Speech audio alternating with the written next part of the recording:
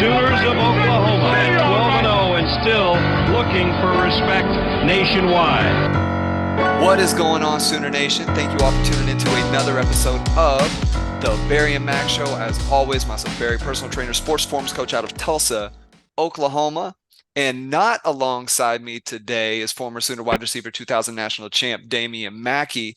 Instead, we have former Sooner Big 12 all-conference safety from the University of Oklahoma, Mr. Stephen Parker. Stephen, how you doing, man? Man, I'm doing great. Thanks for having me up on the show.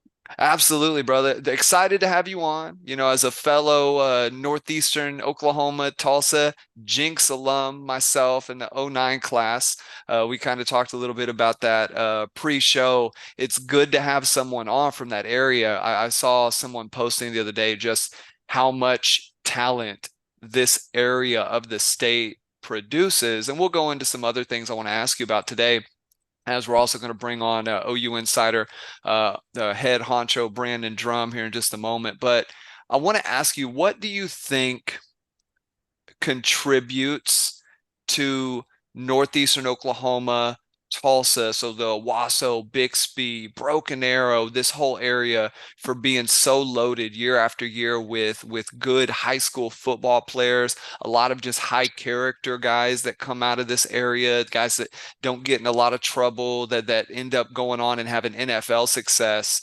What do you think was a big contributor to your success getting you to Oklahoma and then beyond that into professional football? What do you think it is in this area of the state that does that? I'm going to start with the grind. Honestly, I feel like, just being from Tulsa, Oklahoma, we're already overlooked as far as just, athletes around the country. And I feel like we kind of adopt that underdog mentality of like, okay, you don't think that I'm as good as what I am, but I'm going to prove you otherwise. I think that we're kind of, those kids on the block that, you like to say, oh, he can't do something, but we love to prove you wrong. And I think that's just the mentality that you take on whenever you're coming from Tulsa or Oklahoma City. Man, wonderful stuff. And OU, as we know, has had a pipeline into the Jinx program, right? You can go back to, 98 with Rocky Kalmus, and then you had Kewan Jones shortly after. Jason Carter was a guy who I remember when I was in grade school watching him play. He's an often forgotten Jinx alum who played for the Sooners, a very important contributor, on up into yourself. So for those who don't know, maybe the younger fans, we have a lot of people under the age of 18 who listen, and you've kind of ventured into that territory now where you're kind of I'm an old uncle head now. in that. That's right. Talk a little bit about what got you to Oklahoma, to the program, and just what your time was like there, and then maybe how you see the culture currently, how you see the move to the SEC. But first, just discuss what got you to OU, and then just your overall experience there. Well, I'll start with what got me to OU was just the hard work that I was able to put in at such an early age. I feel like preparation is key in all aspects of life. So I know whenever I was growing up, it was 6 a.m. workouts, dad waking you up, hitting a mile, doing push-ups, sit-ups, lifting, just doing all the little things the right way, starting off, right off the bat. That was one of the key differences, I feel like, just between me and other guys that I was around at that time. And I think that's what also gets, the athletes in Tulsa, to the places that they want to be is, by having that preparation, having their mind made up of what they already want to do, and then going out there and achieving it day in and day out. Hey, Brandon, I want to pass it over to you. It looks like we got you on. Brandon Drum. This has been I won't even go into it. All right, man. Brandon, for our listeners who know that we have moved the show, it's a part of OU Insider, part of the OU Insider family. Brandon's been firmly entrenched now for years in the recruiting process and just the kind of I guess chokehold that OU is trying to have on the state of Oklahoma, and keeping players in state. So Brandon, I want to get your take, and then maybe move it on to Stephen, just in terms of OU being able to maintain these relationships and ties with these schools, and how that's done, what that looks like. And then maybe Stephen, for you, but the importance of having a little bit of that state pride as a player coming from a program like Jinx. Yeah, I honestly, you have to lock the borders down. Like that's important, and not just the borders. You've got to also put a fence around Stillwater, right? And you can't allow them to infiltrate into the bigger targets like Steven. Steven was one of the top players in the country. I covered him. Obviously, he was one of the better safeties in the nation, and it was a big deal when Oklahoma got Steven. And that's the importance of this whole deal, is that you've got to be able to get the top players in the state. Oklahoma's done a really good job in 2025. I think there's like 7 or 8 committed to them in that class, which is like a third of the class is Oklahoma kids, and they're really good players. It's an amazing class as far as just OK Preps goes, and you need that. I think Oklahoma's lucked into having really good safety play, really good defensive line play within the state. The second Venables showed up, it almost like was prophetic. And Yeah. you have to have that going to the SEC. You've got to have good O-line play. You've got to have good D-line play in the state. And you've got to have a few, game changers as far as skill guys on offense and defense. And that's very, very important to be able to take that next step. And I think BV does a really good job, and his staff do a really good job of, okay, if they don't have enough scholarships for the Oklahoma kids that aren't like day one takes, but they're players that you want within your roster that you think can help you later on down the line. Maybe they don't develop until junior, senior year. Yeah. You throw the NIL part Yeah. out of it at them, Yeah. and they come and they walk on NIL part, and they built a real. Andy Bass had like 17 Division I P5 offers, amazing offers, mind you. Chose Oklahoma. There are several other players within the program that did the exact same thing that could have went anywhere. And you're talking Syracuse, K-State, Nebraska, like Texas Tech, Texas TCU, like those type of places, Arkansas, and they choose to go to Oklahoma as a preferred walk-on getting NIL because that's what they want to do. I think there's a pride to it, and that's kind of where I'll just defer to Stephen on that because he played it. He knows the pride part of it. Yeah. To talk a little bit about. Yeah.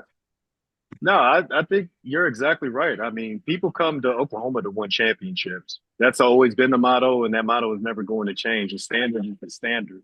So just because, right now we're not, maybe getting the top class, or maybe, there are some things going on in the program to where, we're having to kind of get hit in the SEC, ball or get hit with that reality. I think that we also need to zone in on the guys that we have and make sure that they're staying home. Because with this NIL, it's really, tearing apart football in a lot of ways because you can't even develop a player.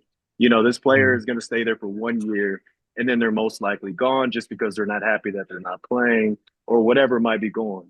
But at the end of the day, if we can keep these guys in house and then start to get into the portal and maybe even, get into this recruitment early on and tell them why they're coming in there. And it's to win championships and keep the standard the standard. But I think that we are going to be the top dogs in the SEC. I really do believe that. Stephen, I want to ask you to unpack because you brought it up, just the NIL stuff and your perspective on that. Do you see it as kind of an overall net negative on the game? Do you see it? Because obviously, folks, you didn't have it when you were playing. It is a completely different world. A guy at your position at the school you played for in high school, you would have probably commanded some of the numbers that the players now are getting. Yes, Right? and they're fat. For sure. So yeah. Goodness. So talk a little bit about just your perception being a guy who didn't have that experience when you played college ball. Look, I'll be the first one to say I love the fact that players are getting paid. So let's start there. I think that players do deserve to get paid. I think that we've been needing to get paid for a long time. But I do think that there are limits to things. I think that we should have a cap, to how many times the kid can transfer or how much money that kid is possibly getting. Because I do think that it starts to really funky up, just the room or just the culture, just because there's no one that's truly bought in on the team aspect. They're only bought in on themselves as individuals. And I think that there could be a lot of problems that we can run into, not just us in Oklahoma, but, in other schools.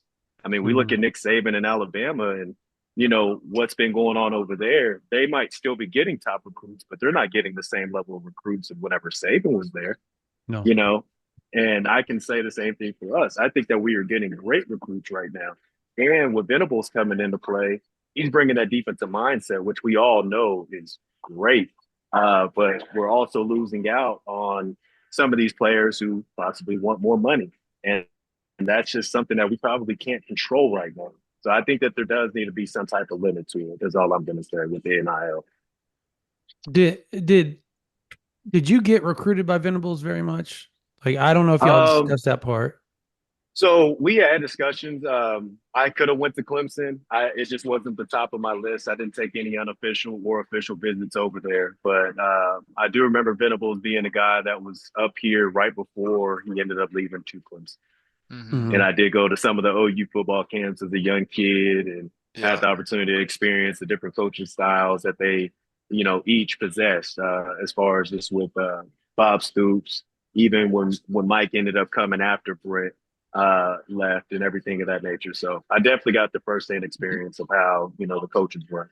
So, and I think during your time at Oklahoma, I always heard that the Oklahoma defense was just too complex, right? They needed to dumb things down a little bit so that not for players like you, like everybody knows that you understood a lot of what was going on, but there were players on that team that just got lost in the fray because they didn't understand their assignment, or they had too many keys to look at on multiple, on every play. Like, you need to look here, depending on the formation. And that was what was at the time was the issue. There was too much thinking, not enough just play under Mike Stoops. Can you kind of what you've seen from Venables, and we all know he's complex.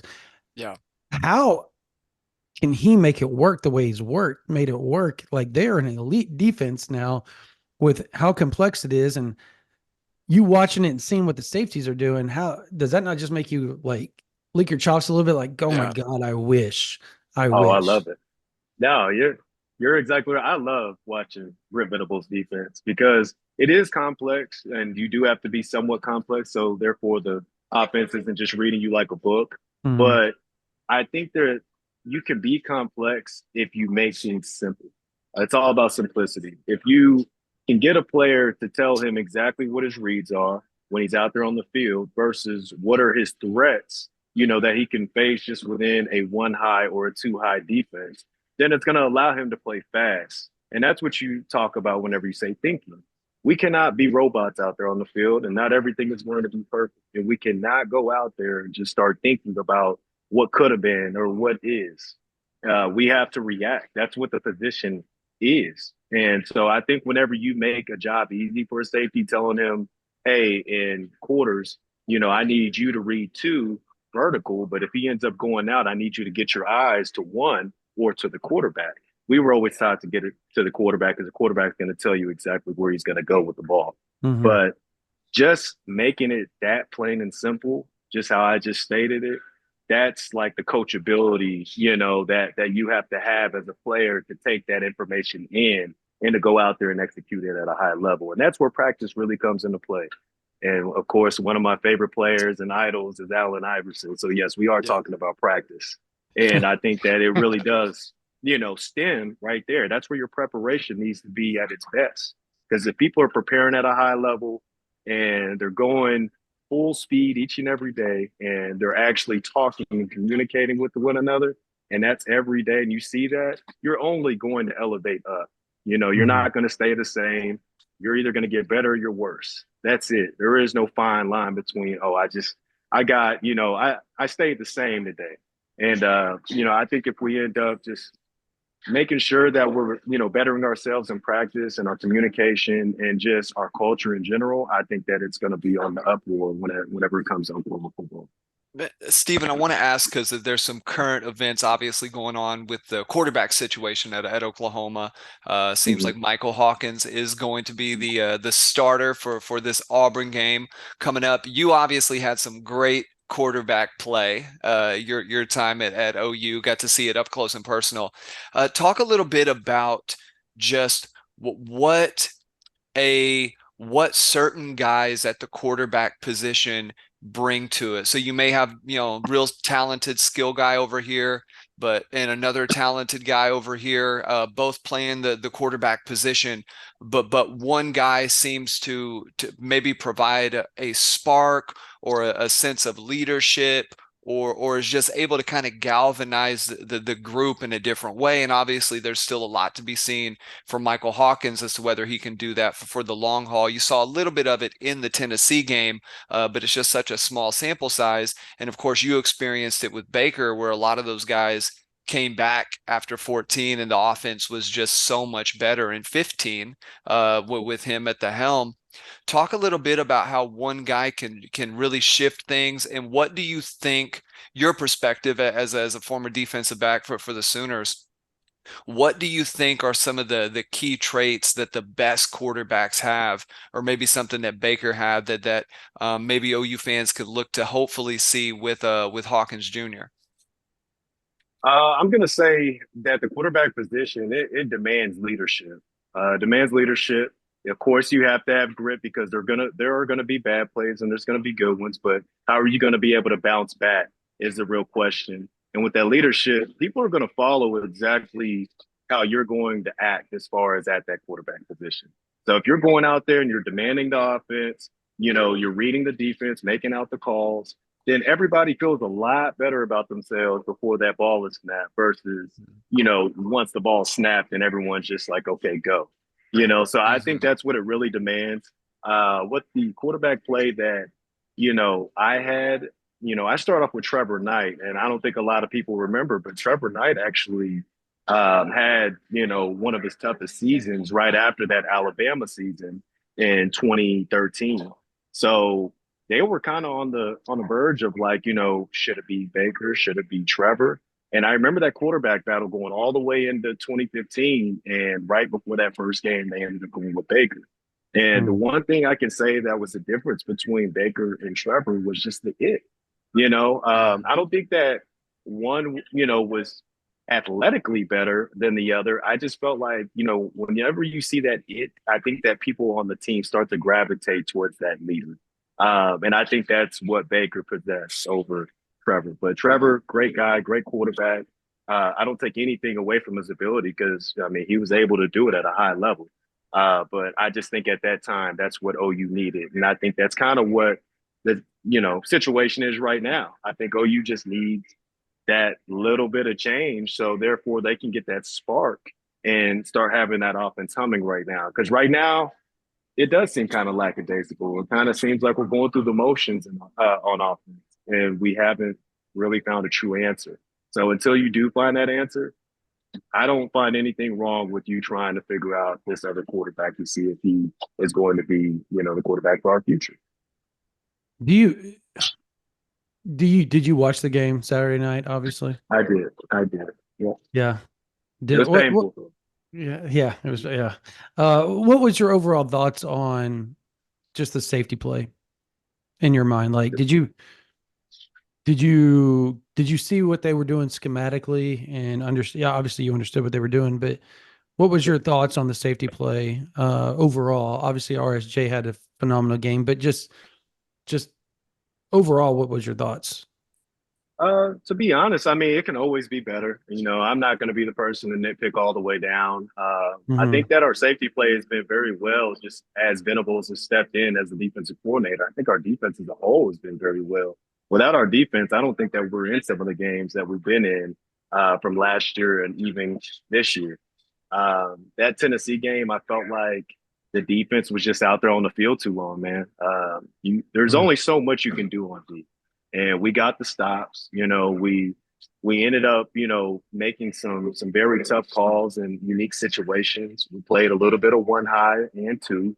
So I feel like we had a great mix of what we were doing schematically. Was there a couple missed tackles? Yeah. Was there a couple missed assignments? Yeah. But it is a game. It's not perfect. But as far as just the overall grade, I definitely would say that our safeties have been very solid. I'm going to Yeah. give them a B. And then I think that a lot of our defense runs through the middle linebacker, which is Stutzman. That's gotta, that's your communicator. That's got to be the guy that runs the things, and he's got to be the one to really amp that defense up, even whenever we're in a bad, tight situation. Stephen, I want to ask because I know our time, we're going to try and keep it tight today, but just your time at Oklahoma, maybe for the fans who now need to go back and watch some of the highlights, talk about a few moments that were just really important to you. For me, just thinking of the TCU stop in 2015, that Yeah. cold game. And there were some others. What were some of the moments for you, maybe two or three, Stephen, that really stand out for when you were a Sooner? Just as far as my own personal Yeah, your own experience, personal experience and play. man, I know that this one isn't really me, but I always I go back and look at that Caleb Kelly clip whenever he ended up knocking Sonny Michelle out as far as getting the ball out, and we Oh had to yeah, scoop and score. Mhm. yeah, I don't look at that play for my own benefit. I look at it from Caleb's, because Caleb was just a dog as soon as he got on to OU's campus. And it was just unfortunate that he ended up having all the injuries that he had. yeah. But that guy right there knew where to be. And every time he ended up making a play on the ball, it was like, thank God. Because there would be times where I feel like he would save our bacon. And it was kind of the same thing with Eric Stryker as well. So I would say that would be one of my key moments, but not really towards me, but more towards Caleb. Sure. And then the other one I think was Tennessee, and I don't know who sent it to me, but there was a clip where I was actually stripping the quarterback and they called the ball off because they said that he had forward progress. And I always think back to that game, because if they never would have called that, we would have been looking at like first and goal or a touchdown on the defensive side. And that was one of those like key elements to the game to where it could have really flipped and got ugly for Tennessee that game. We ended up winning the game, thank God. But if we Yeah. were to lose, I would always go back to the big that play. So I would say those two right there are the ones that stick out to me the most. Dude, I just totally randomly off topic here. I have a photo of you and my oldest son back in like 2015, 2016. Oh wow. Yeah, quick You got to it was show me like that clip now. it was a quick twitch like training session. You remember like at Bethany inside that little softball facility, the Yeah. indoor? Oh man. Yeah. I know exactly Uh, what you're talking about. That was with Clay Mack. That's my brother yeah. right there. Oh, that's Yeah. Yeah. cool. Oh, yeah. Yeah, so it's wild now because he wears number 10. So he's repping the number for you. So Hey, tell him to rep it good, man. I love that. I appreciate that so much. That's love on all ends. that's Very cool. awesome. Very Yeah. cool. Steve, before we get out of here today, man, just talk a little bit about your time in the NFL, where you've kind of carried things to. I know Sooner fans really love keeping up with the guys that played for the program, and just knowing what they're doing, how they're still maybe involved or at least watching on the periphery. Talk a little bit about that. With the Cowboys, I think is your most recent team. Just discuss your time playing professional football and then where that's carried you. Well, first I want to thank God for allowing me to do so. I haven't done that yet in this call or this interview, but I always got to thank God, man. Without him, I wouldn't have been here today and still wouldn't be breathing here today. But as far as just within my NFL career, man, I had a great time. Very grateful for it all. Started off with the Los Angeles Rams as an undrafted free agent. And I thank God every day that they even allowed me to come up there just to even get a tryout and to go through the whole camp and to be named, one of their guys that they kept on the squad. So I had the opportunity to go to the Super Bowl my rookie year. That was exceptional. Had the opportunity to go with Ovo, so it was me and Ovo, Mm-hmm. Very cool. captains at OU, and then go into the Super Bowl the next year. We lost that year, but at the end of the day, that was really cool. And I know a lot of people can't, ever say that they went to a Super Bowl. So very grateful for that. After that, go to Miami, get my first cup of coffee, get a couple of picks, stay there for the year. Right after, go to Dallas Cowboys and then the New York Giants. Those were both year-long stints. Then my last year, I kind of ended up just falling everywhere across the board: Washington, Tennessee, Seattle, and I might be missing one more right there and there, but pretty much I was everywhere, man. So I almost became a nomad, and now I'm in pharmaceutical sales and real estate over here in Dallas. So Oh, it's been nice. a crazy, crazy process just over the past couple of years. I got 5 years in the NFL, which was exceptional. Uh, never knew, life would actually end up taking me, and opening doors that I've been dreaming about since I was the age of 3. So any kids that are listening out there, if you set your mind to it and you put the work in, anything is possible. And I truly mean that, for anybody who's, listening into this interview or just into this podcast, because I know a lot of kids who are, maybe fearful of failing, Mm. or, just don't even think that they have a shot. And my thing is, well, you'll never win if you never shoot, Yeah. so shoot your shot and go all in on it. And whatever you do, stick to it and make sure that you love it every single day. Because just like that, it can be taken away. My days are done, and it's crazy to say that now, hearing it from a coach, that once was saying that to me. And I can say that it's like a snap of a finger, man. 1 minute you're in it, next minute you're gone. And that's all you think about. That's your only memory is that fact that you can't step out there on that field. And I'm pretty sure you all had it as well. It happens at the Mm. high school level, college level, and NFL level. So it happens at all, different phases of the game. But it's really about just, what do you want to do? What do you want to achieve? And go out and do it. Did you find yourself? I know for me in college, I found myself when I decided to finally hang it up, about my second or third year. Just did you find yourself kind of scratching and clawing, trying to figure out how you were going to emulate that? It's almost like an addiction to the competitive side. Like you have to feed it. And to this Yeah. day, I find myself struggling to feed that portion of my personality that I haven't had in 20 years, and it's still there. You'll take it. Did you find yourself just kind of clawing, just trying to figure out a way once you got out of it? Okay, how do I feed this addiction that I have to be elite at everything I want to do? Man, I was in man, that was one of the darkest times I think I've ever Yeah. like had as an Mm. individual. And I never thought I could ever get to that.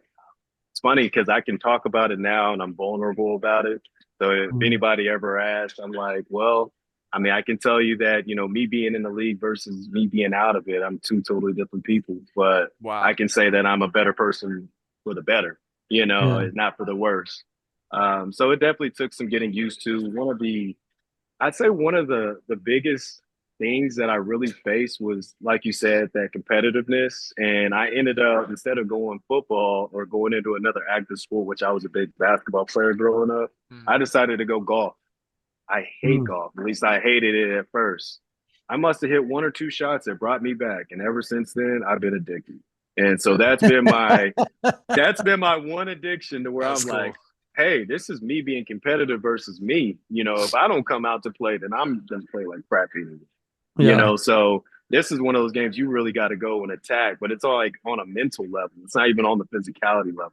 And a lot of the physical sports are 80%, 90% mental anyway. Yeah. But Hmm. we look at it as physical. So when I started tapping into that, my mindset changed. Just everything about me changed, and that's one of those sports where I'm like, hey man, if you haven't tried it, don't shoot it down. Like I shot it down when I was a kid. I never thought I would be playing. Now I play once a week.